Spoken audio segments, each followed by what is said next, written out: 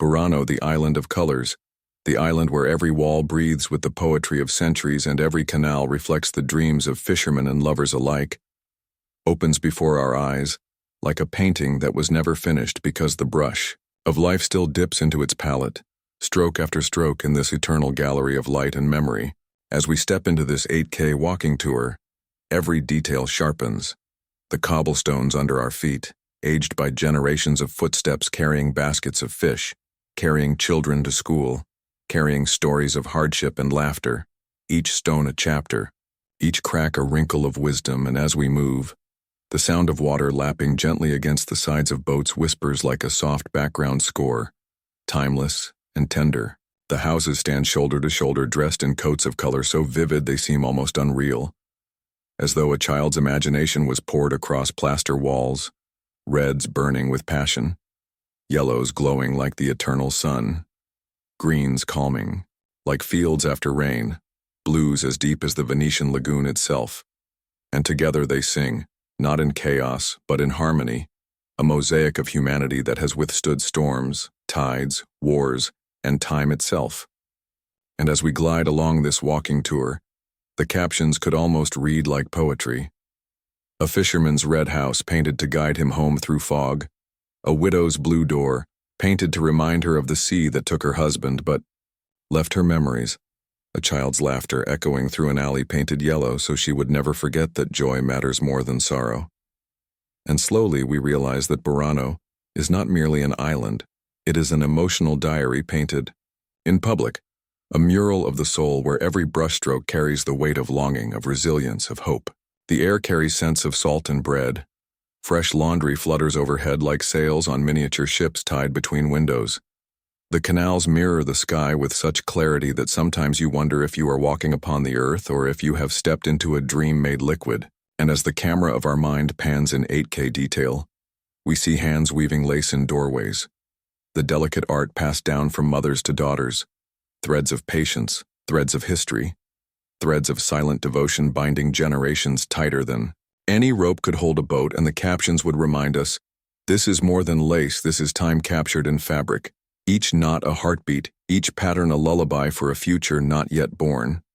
Further along, the tour leads us past trattorias where the clinking of glasses mingles with the soft chatter of families, where plates of risotto and seafood risotto bring the lagoon's gifts to the table, and where wine glows like liquid sunset, in glasses held with hands weathered by work yet softened by companionship.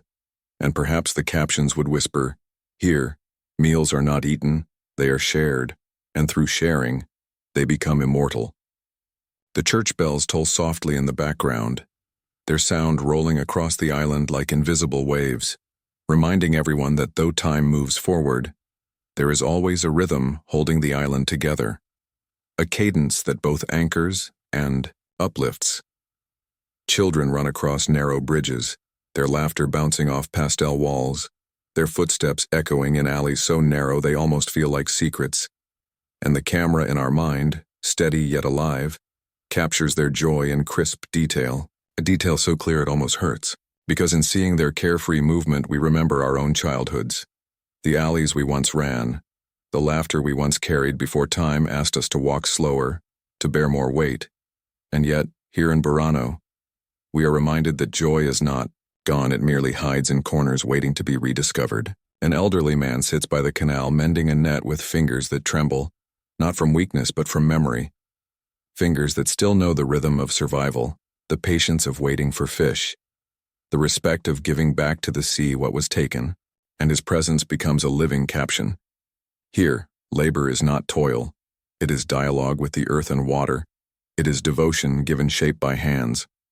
The walls rise like guardians of memory, each window adorned with curtains fluttering like sighs, each flower pot blooming like unspoken confessions, each doorframe holding not just wood and paint, but the imprint of every knock, every return, every farewell that has echoed there.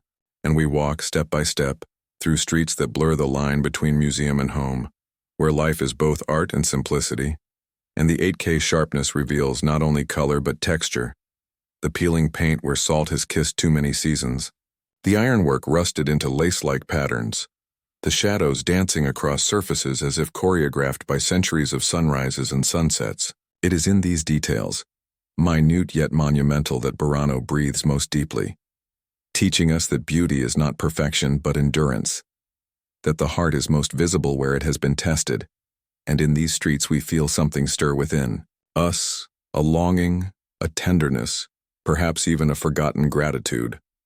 The walking tour does not rush, for Burano does not rush. Time here flows like the canals, meandering, reflective, never in a hurry to reach the sea, and as we continue, the island unfolds like a story told by a gentle voice that refuses to end too soon. We pause on a bridge, its stone surface warmed by centuries of sunlight and footsteps, and from here the panorama widens, the canal below shimmering like liquid glass, boats rocking gently as though lulled by a lullaby. Only water can sing, their reflections stretching and bending with the slightest ripple, and in that distortion beauty hides, reminding us that life itself is not about straight lines or perfect shapes but about movement, about how light meets imperfection and turns it into something unforgettable. A fisherman guides his small boat through the narrow passage, his oar dipping rhythmically, the water yielding like silk beneath the blade, his silhouette framed against houses painted like a spectrum of emotions.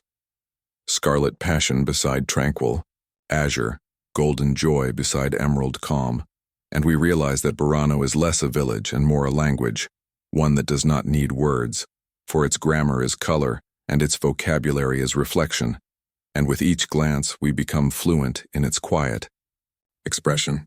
The camera of our mind zooms in on laundry strung across an alley, shirts, sheets, and dresses swaying like characters in an unspoken play, their colors no less vivid than the walls around them, each piece of fabric carrying the scent of home, of ordinary lives lived with dignity, and though these garments are mundane, in the clarity of this walking tour they are sacred, reminders that behind every wall there is a heartbeat, behind every curtain there is laughter, sorrow, hope, and silence.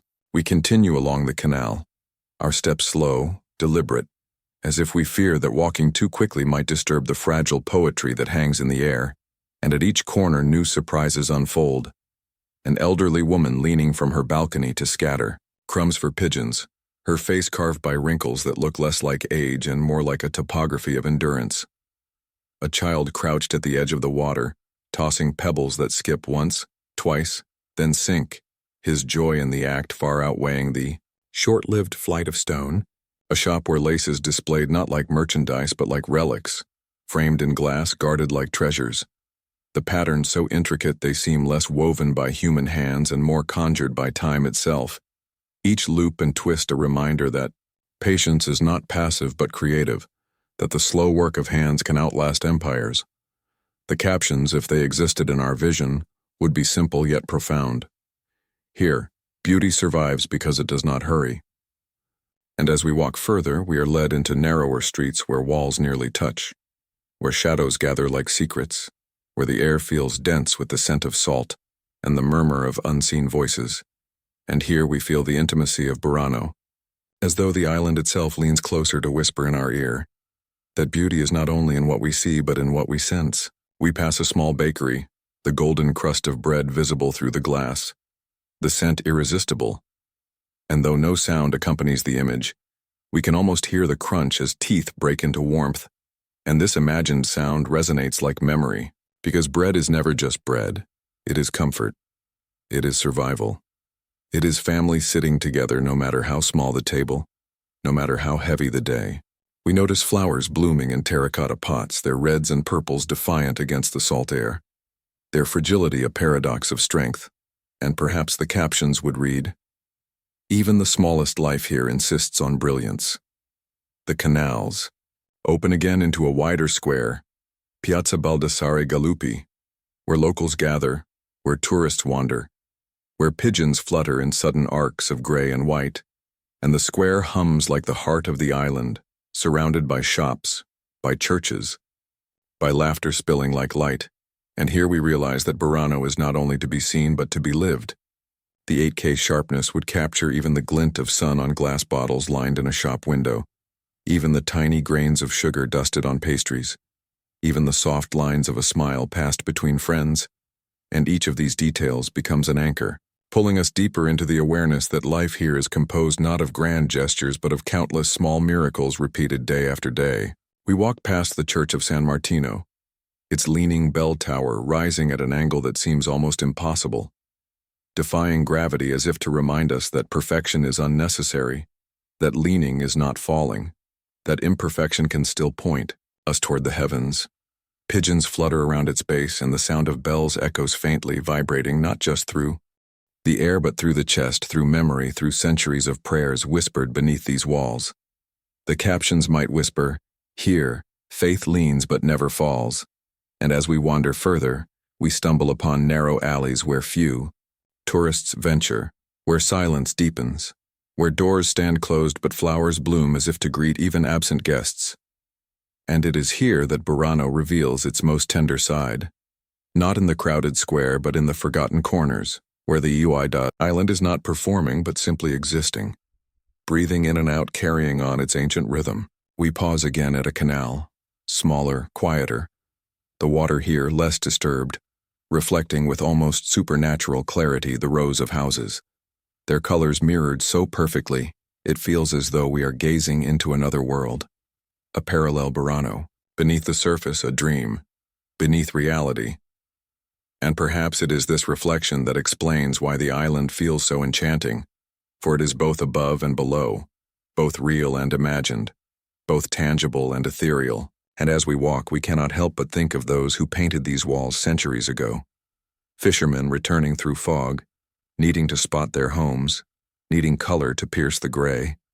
And we realize that this beauty we admire was born not of vanity but of necessity, that art here was not created for galleries but for survival, that the bright walls we photograph in 8K are in fact lighthouses of belonging, guiding men back to the warmth of their families, guiding souls back to themselves. The captions might pause on a crimson wall and say, "Red, because love must never be lost in the fog."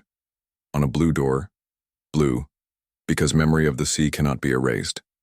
On a yellow window frame, "Yellow, because joy must remain visible even on dark days."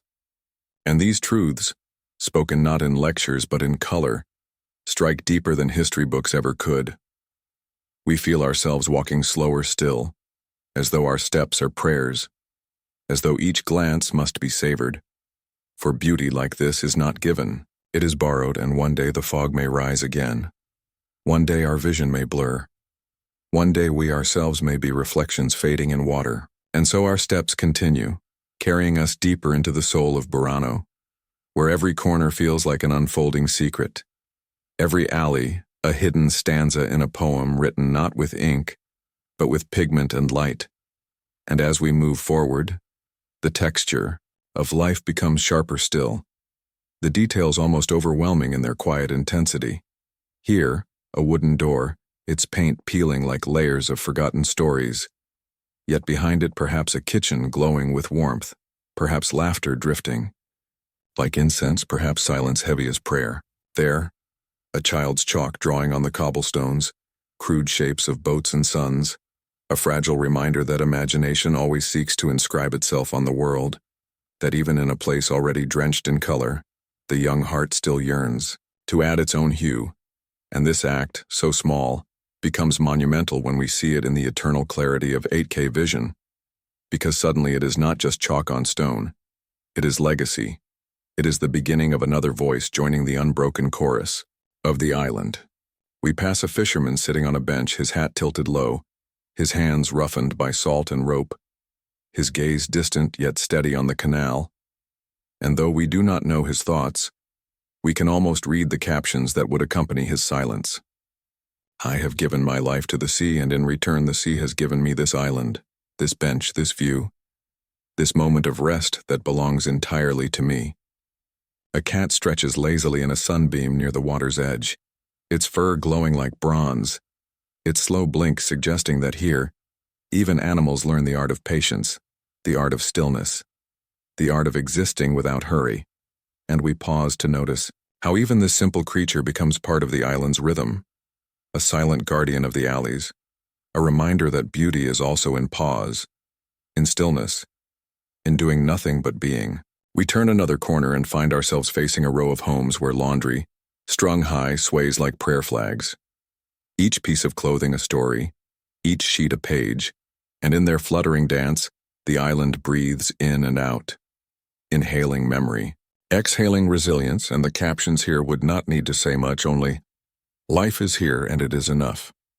The water shifts with the passing of a boat, ripples breaking the reflections into fragments, and yet, as the surface calms, the pieces come together again, whole once more, reminding us of how human hearts, too, shatter and heal, never the same, yet always whole. And the colors, oh, the colors, never cease to astonish, each wall brighter than the last, each shade more insistent, as if the island refuses to allow despair to take root, as if the very act of painting is a rebellion against sorrow, against forgetfulness, against the grayness that life sometimes imposes. And in that defiance we sense hope. Hope not declared loudly but whispered in pigments, whispered in every brushstroke, whispered across centuries to those who arrive weary and leave lighter. We walk further still toward the edges where the island meets the lagoon, and here the view expands, water stretching wide, sky vast and eternal, and Burano seems smaller, more fragile against the immensity of nature, yet also more precious, like a jewel set carefully in the palm of the sea, its brilliance magnified by its very smallness. Fishermen's boats bob gently, their nets drying in the sun, and gulls wheel overhead, their cries sharp but not harsh, their wings catching the light like strokes of silver, and for a moment time feels suspended, as though this scene could have unfolded yesterday, 100 years ago, or tomorrow unchanged. The captions, if they dared to capture such a timeless moment, might simply say, "Here, the world pauses to remember what matters." We feel the breeze carrying the tang of salt, carrying whispers from Venice beyond, carrying hints of storms that have come and gone, and in its touch we feel the hands of countless generations who have stood in this very place, who have gazed at this very horizon, who have breathed this very air, and suddenly we are not only walking through space but through time, not only tourists of Burano but inheritors of its memory. We turn back into the heart of the village, reluctant to leave the lagoon's vastness but eager to sink once more into the intimacy of its streets. And soon we are wandering again past cafes where tables spill onto narrow walkways, where couples linger over espresso, where conversations flow not hurried but leisurely, where even silence is welcomed as a companion. And the details sharpen again, the curl of steam rising from a cup, the glimmer of sunlight on polished cutlery, the curve of a smile exchanged without words. And each of these moments insists that life is not measured by scale, but by depth, that even the smallest act, when savored, becomes infinite.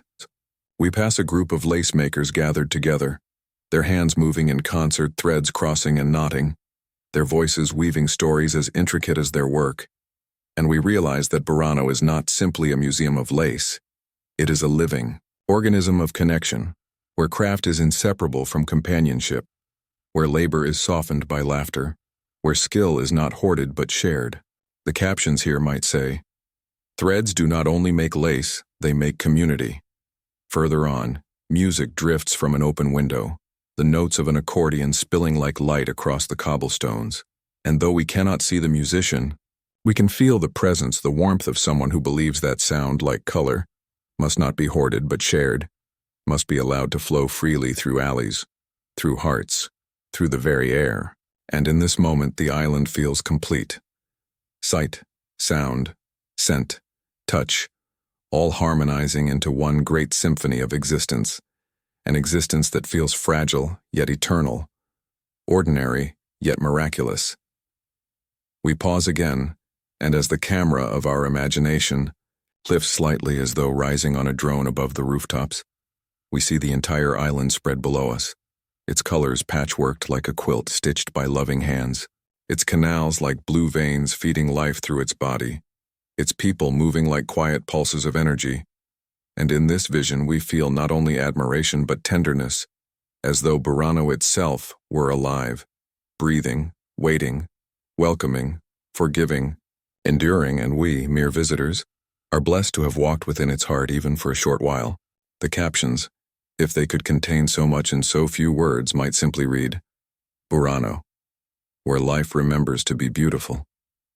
And as we descend again from that imagined height into the living streets, we notice how every step feels, both familiar and new, as though the island, like a generous host, reveals itself in layers, never all at once, always leaving something unseen, something to discover the next time, the next visit, the next gaze.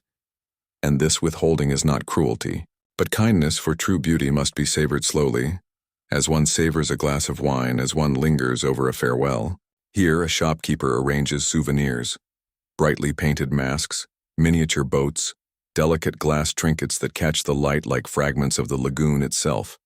And though some might dismiss them as mere objects for visitors, in our eyes they are tokens of memory, vessels meant to carry a piece of Burano back into distant homes, to remind us that once we walked among these colors, once we breathed this air, once we touched this miracle with our own senses. There, a young couple strolls hand in hand, their voices hushed, their laughter soft, their every gesture carrying the innocence of new love, and the island seems to mirror their tenderness, its walls glowing brighter, its reflections smoother, its canals softer, as though Burano itself were blushing on their behalf. A gondolier, though rarer here than in Venice, glides slowly along a narrow canal, his song drifting like silk through the air, and in that song we hear centuries of longing, of waiting, of belonging, a voice echoing from the heart of water and wood. And again, the captions whisper truths we might otherwise forget. Every love is new, even in places older than time. As we wander further, we find ourselves drawn to the edges again, to the little bridges that rise and fall like gentle sighs. And standing on one, we see children chasing each other across, their joy spilling into the stillness, their laughter ringing so pure it feels like bells made of sunlight. And suddenly we realize that Burano's greatest wealth is not its colors, not its lace, not its traditions, but its continuity of joy, its insistence that each generation inherits not only stone and pigment but the right to delight, the right to play, the right to dream. We turn again into a quieter lane, where ivy creeps across walls, where shadows stretch long in the late afternoon light, where silence thickens until it feels like velvet draped over the world. And here we sense the melancholy of the island, not sadness, but the soft awareness that all beauty is fragile, that all things fade, that the brightest paint will someday peel, that even the strongest walls may someday crumble. Yet in this fragility lies the essence of tenderness. For what is beauty if not the courage to shine despite knowing it cannot last forever? The captions, if they dared to voice such a truth, might read, "Every wall here is a promise to be brilliant before fading." And as the sun lowers its golden rays striking the facades at angles that turn them into living lanterns, the island glows with a fire that is not of flame but of devotion. Devotion to life itself, to color, to memory, to resilience. Boats return slowly, their nets heavy or light. It does not matter, for the return itself is the victory. And families gather at windows, waiting, watching, welcoming, and the air fills with the mingling aromas of evening meals, garlic sautéing, in pans bread warming in ovens, fish laid fresh on platters, wine uncorked with anticipation, and this chorus of scents becomes part of the walking tour, invisible yet vivid, another layer of the experience that binds itself to the heart. The captions might say simply, "Home is not a place, it is the moment when someone waits for you to return." We pass once more through the square, now quieter, the shops closing, the pigeons settling, the light dimming. Yet the bell tower, still leaning, still standing, still pointing upward, and its presence in the fading light feels like an elder keeping watch, ensuring that even as day slips into night, the island remains guarded, remains whole. The reflections in the water deepen into darker hues, the colors of the houses softening into twilight tones, and lanterns flicker to life, their glow spilling like warm secrets across the cobblestones, guiding late wanderers, inviting them to linger still longer, to resist departure, to stay wrapped in the embrace of Burano's night. We feel ourselves reluctant to let go, reluctant to step away from this world that has given so much in so few steps. And yet, as every traveler knows, departure is inevitable. And perhaps that inevitability is what makes the experience sacred. The captions, if they were the final words of this day's walk, might whisper, "Do not be sad to leave, for you carry Burano now within you, and it will live wherever you remember to see beauty, wherever you remember to love color, wherever you remember to slow down and breathe." And with that, the walking tour nears its close, yet the island continues. Its people continue, its colors endure. And though we step away, though the screen may fade, though the moment may pass, Burano remains eternal in its fragility, infinite in its smallness, immortal in its insistence that life, no matter how brief. And yet, as the evening deepens into night, as the final warmth of the sun dissolves into violet and indigo skies, Burano does not disappear. It transforms, shifting from an island of color blazing under daylight into an island of quiet luminescence, where each window's glow becomes a star, where each lantern becomes a lighthouse, where the reflections in the canals no longer dazzle with brilliance but soothe with serenity. And in this transformation we learn that beauty is not only in what dazzles but also in what comforts, not only in what astonishes but also in what whispers. We walk now through streets emptied of tourists, their chatter replaced by the hum of insects, by the occasional bark of a dog, by the creak of wood as boats settle for the night. And in this quiet, the soul hears more loudly its own heartbeat, hears more clearly the truth that life is at its most profound. Not when it roars, but when it sighs. We notice a woman closing shutters, her hands gentle yet firm, her movements practiced, and we realize she is not just closing wood against night, but protecting memories within, keeping warmth safe, guarding the fragile sanctuary that each home represents. And this simple act, seen in the clarity of our imagined 8K vision, becomes monumental, for it is in small gestures that love resides. We continue walking, our pace slowed, almost reluctant, as though dragging out the moments before farewell, and each step feels heavier now, not from fatigue, but from the weight of leaving something precious behind. The cobblestones glisten faintly, with evening dew, their surfaces shimmering like they are weeping softly, though whether with sadness or gratitude we cannot tell, and perhaps both are true, for endings are always made of both. The air grows cooler, carrying with it the faint metallic taste of the lagoon at night, mingled with the last hints of dinner from unseen kitchens, mingled with the smoke of a candle just extinguished, and these scents layer together into an aroma that feels like the perfume of memory itself, a fragrance that cannot be bottled, only recalled, only carried in the folds of the heart. We cross another bridge, pausing in the middle as though compelled by the stillness, and looking down. We see the water darker now, yet still reflecting the colors of the houses, muted but not gone, softened but not erased, like memories fading, with time but never truly disappearing, always waiting to be summoned again by the smallest ripple, the faintest glance. The captions, if they followed us here, might read, "Night does not steal color, it only teaches it to whisper." And in this whispering we find solace, for we realize that the essence of Burano is not the paint itself, but the spirit behind it, the refusal to surrender to grayness, the insistence on living vividly even in the face of storms, even in the shadow of time. And this essence cannot fade with night, cannot peel with walls, cannot crumble with stone, because it lives in those who see it, those who carry it, those who walk away changed. We continue on, deeper into the quiet heart of the island, where fewer lights glow, where silence reigns more fully, where even the canals seem to sleep. And in this hush we feel ourselves closer to eternity than ever before, as though the island itself has leaned in to rest, its head bowed, its body breathing slowly, yet still radiating a warmth that surrounds us like a blanket. We notice shadows in doorways, an old man smoking in silence, his face lit only by the ember of his cigarette. A young girl sitting cross-legged on a step, humming softly to herself, her song carrying like a thread through the still air. A dog, curled near a doorway, sighing into dreams. And these glimpses remind us that though the island seems still, life here continues, quiet yet unbroken, steady yet profound. The captions, humble as ever, might say, "The world sleeps, but the heart remains awake." And with this awareness we walk toward the edges of the island once more, where the dark lagoon stretches out like an endless mirror, the moonlight painting silver paths across its surface, inviting yet unreachable, and in that silver expanse, we feel both small and infinite, reminded that to walk here is not only to tour a place but to tour the soul itself. To recognize in Burano a reflection of our own longing, our own fragility, our own stubborn insistence to shine despite everything.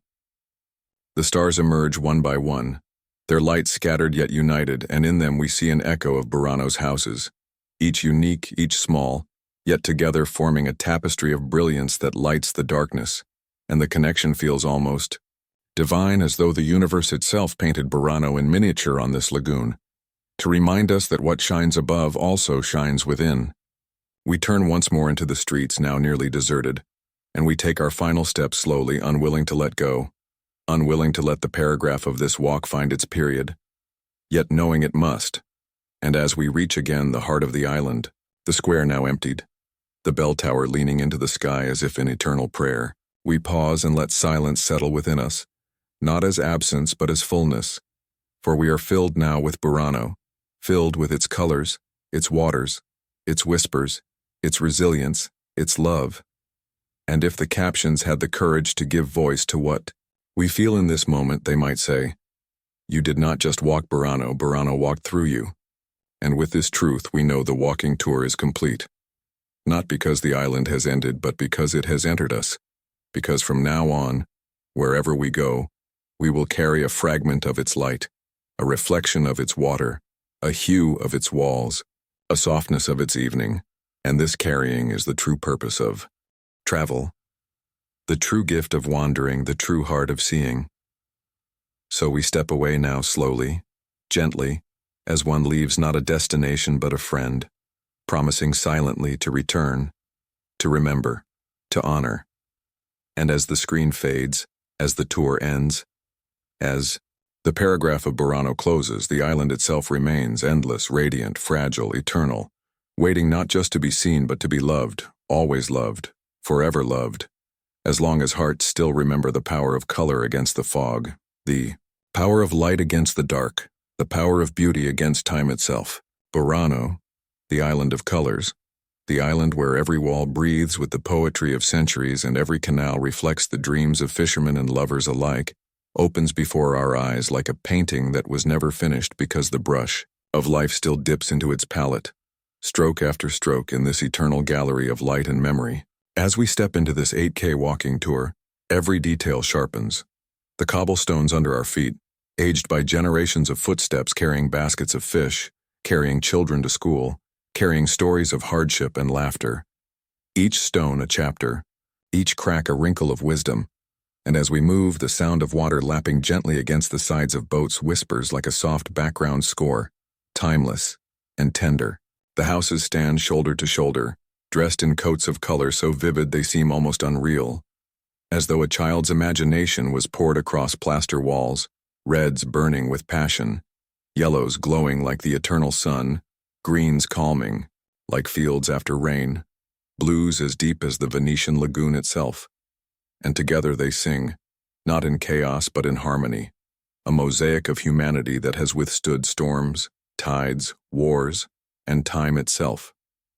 And as we glide along this walking tour, the captions could almost read like poetry. A fisherman's red house painted to guide him home through fog. A widow's blue door, painted to remind her of the sea that took her husband but left her memories. A child's laughter echoing through an alley painted yellow so she would never forget that joy matters more than sorrow. And slowly we realize that Burano is not merely an island. It is an emotional diary painted, in public, a mural of the soul where every brushstroke carries the weight of longing, of resilience, of hope. The air carries scents of salt and bread. Fresh laundry flutters overhead like sails on miniature ships tied between windows. The canals mirror the sky with such clarity that sometimes you wonder if you are walking upon the earth or if you have stepped into a dream made liquid. And as the camera of our mind pans in 8K detail, we see hands weaving lace in doorways, the delicate art passed down from mothers to daughters, threads of patience, threads of history, threads of silent devotion binding generations tighter than any rope could hold a boat, and the captions would remind us, this is more than lace. This is time captured in fabric, each knot a heartbeat, each pattern a lullaby for a future not yet born. Further along, the tour leads us past trattorias where the clinking of glasses mingles with the soft chatter of families, where plates of risotto and seafood risotto bring the lagoon's gifts to the table, and where wine glows like liquid sunset, in glasses held with hands weathered by work yet softened by companionship, and perhaps the captions would whisper, "Here, meals are not eaten, they are shared, and through sharing, they become immortal."